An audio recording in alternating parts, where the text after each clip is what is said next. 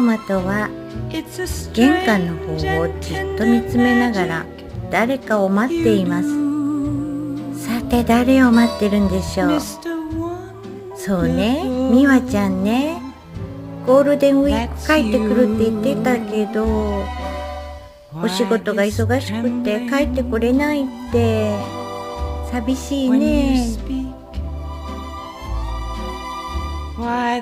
トマちゃん寂しいね。探してるのね。